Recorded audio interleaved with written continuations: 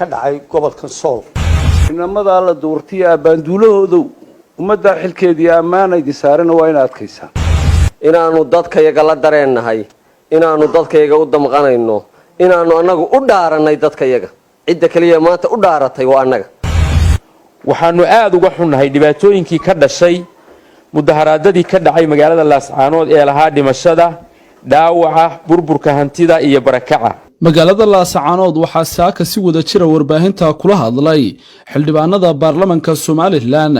ee gobolada Sool iyo Buuhoole iyo xildhibaanada golayaasha deegaanka ee degmooyinka Laascaanood Taleex iyo Xudun kulankaasi oo ka qabsoomay xarunta maamulka gobolka Sool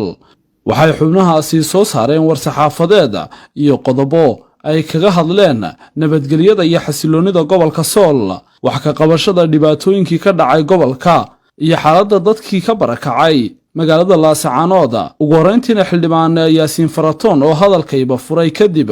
waxa qodobadii shirkaasi ka soo baxay isna akhriyay xildhibaan Casoowe oo ka tirsan golaha wakiilada Soomaaliland dhankiisa xildhibaan Indho oo ka tirsan golaha guurtida ayaa halkaasi ka hadlay maanta waxaan rabnaa bulshada inaan u sheegno halkan waxaanu ku fadhinaa dhammaan ama intii badnayd xubnihii laga doortay deegaanada Sool iyo Buuhoodle iyo degmooyinkooda sida Taleex iyo Xudun hadday tahay golihii deegaanka iyo hadday tahay golayaashii qaranka sida golaha guurtida iyo golaha wakiilada waxaanu isugu nimi in aanu baahino oo bulshada gaarsiino fakarka aanu ka qabno shaqaaqooyinkii iyo dhacdooyinkii dilada lahaa ee ka dhacay gobolka Sool iyo gaar ahaan magaalo madaxdiisa Laascaanood inaanu bulshada gaarsiino annagoo ilaa imika intii hore u kaadinaynay xaaladda qiimeynay eegaynay sidii ay wax uga dhacaan iyo sidii ay wax u socdaan laakiin imika ay noqotay inaanu hadallo oo dal iyo dibadba gaarsiino ummadda iyo gaar ahaan ummadda reer Sool aanu gaarsiino waxa aanu ka qabno annagoo dadkii loo doortay ee dadka mas'uulka ahaa ee codkooda ku fadhiyay xafiisyada dadkana ku miislayay waxa qoraalka inoo akhriyaya xildhibaan Axmed Xasan Casoowe qoraalkii baan akhriyayaa annagoo ah xildhibaanada golaha wakiilada Jamhuuriyadda Soomaaliland ee laga doortay gobolka Sool iyo Buuhoodle xildhibaanada golaha deegaanka ee degmada Laascaanood xildhibaanada golaha deegaanka ee degmada Taleex iyo xildhibaanada golaha deegaanka ee degmada Xudun ahna cid haysata codka iyo kalsoonida dadweynaha gobolka Sool iyo degmooyinkiisa waxaanu ummadda aanu wakiilka ka nahay iyo guud ahaanba ummadda reer Soomaaliland halkan kula wadaagaynaa baaqan soo socda koow waxaanu bulshada gobolka ehelkii iyo qoysaskiiba la qaybsanaynaa tacsida iyo dareenkii ka dhashay dilalkii loo geystay dadkii labeenta u ahaa bulshada gobolka labo waxaanu ka garaabaynaa dhaliilaha dadweynuhu u jeedinayaan dawladda Soomaaliland ee ku aadan sida looga falceliyay dilalkii qorshaysnaa ee sanadahan dambe loogu geysanayay dadkii haldoorka u ahaa bulshada gobolka Sool sida gaarkaana loogu beegsanayay mas'uuliyiinta dawladda ee ay ka mid yihiin xildhibaanada golayaasha garsoorka ciidamada amniga culimada iyo siyaasiyiinta xisbiyada qaranka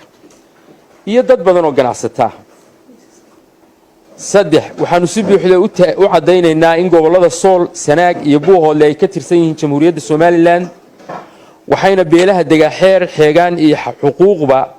si siman ula wadaagaan beelaha kale ee dhigooda ee reer Soomaaliland 4 waxaanu aad uga xunnahay dhibaatooyinkii ka dhashay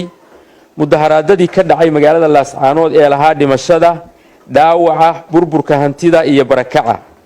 waxay ahayd nasiib darro iyo dhibaato laga baaqsan karayay waxaanu soo dhaweynaynaa in dawladdu qaadatay mas'uuliyadda dadkii dhintay 5 waxaanu u soo jeedinaynaa ciidamada amniga inay ka dheeraadaan inay u adeegsadaan xabadaha nool dadka mudaharaadaya sidoo kale dadka banaanbaxayana waxaanu uga digaynaa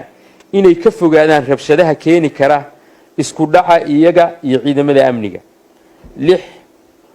waxaan marna la garaysan karayn baaqi ay soo saareen qaar ka mid ah bulshada gobolka ee sheegaya in ciidamada qaranku ka baxaan gobolada bariga Soomaaliland. waxaan leenahay ciidanku wuxuu joogaa dhulkiisii, cid xaq u lehna ma jirto inay tiraahdo ha baxo. 7 annagoo ah dadkii aad u doorateen golayaasha wakiilada iyo deegaanka, waxaanu diyaar u nahay inaanu si mug iyo miisaan leh kaalinkayaga uga qaadano saluug kasta iyo wax kasta oo tabasho ah oo deegaanadeenu ka qabaan dhismaha iyo wada lahaanshaha Soomaaliland, sida matalaadda siyaasiga, horumarka, kaabayaasha dhaqaalaha, arrimaha bulshada iyo wixii la mid ah. sidaas darteed waxaanu ka shaqayn doonaa in wada hadal lagu dhameeyo arrimaha jira oo dhan. 8 waxaanu u sheegaynaa shisheeye iyo sokeeyaba dadka garaacaya dawanka dhiilada, hurinta colaadda, abuuridda nacaybka iyo iska horkeenka bulshada inay ka waantoobaan falalka guracan. gaar ahaan waxaanu u digaynaa dadka siyaasadaynaya arrinta nabadgelyada ee laascaanood, ama dawlad federaal ha joogaan ama maamulada deriska ha joogaan. 9 xukuumadda Soomaaliland iyo hay'adaheeda fulinta waxaanu ugu baaqaynaa inay la yimaadaan qorshe cad oo dhammaystiran kaasoo lagu sugayo amniga magaalada laascaanood iyo guud ahaanba gobolka, laguna badbaadinayo ilaah baa wax badbaadiyee nafta muwaadinka, gaar ahaan haldoorka bulshada. 10 annagoo ka shidaal qaadanayna dareenka dadweynaha, isla markaana tix raacayna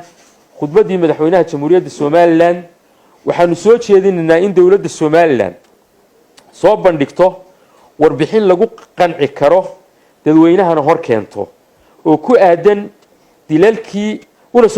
una soo bandhigta dadweynaha. 11 waxaanu soo dhaweynaynaa isimada deegaanka ee dib ugu soo noqday magaalada laascaanood muddo dheer kadib. waxaanu soo jeedinaynaa in inta hadhayna ay u yimaadaan dadkooda lagana wada shaqeeyo waxa danta ummadda ah. 12 waxaanu si buuxda u taageeraynaa shirweyne dhulbahante iyo fiqishinni iyo beelaha kale ee la dega oo loo dhan yahay in la isugu yimaado si loo gaadho heshiis dhammaystiran iyo oo aan hadhow muran keenin.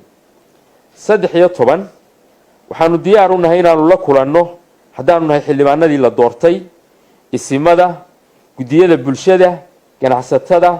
qaybaha kale ee bulshada iyo cid kastoo ka shaqaynaysa nabadgelyada iyo xasiloonida xaaladda taagan sidii wax looga qaban lahaa. 14 waxaanu dowladda iyo dadka samaha jecel u soo jeedinaynaa in loo gurmado dadkii danyarta ahaa ee magaalada laascaanood ka qaxay iyo dhibaatooyinkii ka dhashay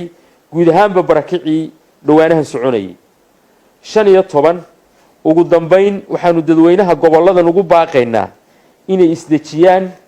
ilaashadaan midnimadooda, nabadgelyada iyo horumarka deegaanadooda, isla markaana ay nabadgelyo kula noolaadaan beelaha derisyada ah ee dal, daaq iyo deegaanba wadaagaan. sidoo kale waxaanu ugu baaqaynaa dadkii ka barakacay magaalada laascaanood inay dib ugu soo noqdaan guryahooda, isla markaana caruurta dib loogu soo celiyo waxbarashadii, loona furo iskuuladii iyo malcaamadihii. intaasuu ku kooban yahay baaqayagu, waana mahadsantihiin. inamada la doortay abaanduulahooda ummadda xilkeedii ammaanaydi saarana waa in adkaysaan. intaasi kadib maayirada degmooyinka laascaanood, taleex iyo xudun ayaa taageeray go'aamadii maanta ka soo baxay shirkaasi, bulshadana fariin u diray. oo ah maalin jimco ah, oo ah maalin cibaado, oo ah maalin nasasho. waxaad u jeedaan inaanan nasan oo aanu guryahayga ka soo kalahnay oo aanu hoolkan u fadhino maanta danta degmada laascaanood, oo aanu isugu nimi danta shacabka laascaanood, oo aanu isugu nimi inaanu ka talinno masiirka iyo nolosha dadweynaha reer laascaanood. ayaamahan waxaan maqmaqlayo hadallada aad noogu soo noqonaysay dadkiina la dareen noqda, inaanu dadkayaga la dareennahay, inaanu dadkayaga u damqanayno, inaanu annagu u dhaaranay dadkayaga. cidda kaliya maanta u dhaaratay waa annaga. ninkii kaleba hadal buu iska sheeganaya cidda kitaabka jaamaca loo mariyey inay dadkooda la dareen noqdaan waa annaga, waa inteeda halkaa fadhida iyo dhowr xubnoodoo naga maqan. markaa taa cidna marti ugama nihin cidna noo sheegi mayso inaanu dadkayga la dareen noqono waxaan mar labaad u mahad celinayaa odayaasheena xildhibaanada golaha wakiilada iyo xildhibaanka golaha guurtida oo iyaguna u soo gurmaday xaaladda ka taagan magaalada Laascaanood halka ay maanta taagantahay nabadgelyo ku soo dabaalno ilaahay baa ina eegaya wax kasta oo dhacana ilaahay baa qadara hinteeda maanta halka isugu timi waxaanu diyaar u nahay in dadkaygu ay helaan nolol qiimo badan in dadkaygu ay ku noolaadaan sharafta adduunka ugu sarreysa dhibtii dhacday dana gaara ka eegayso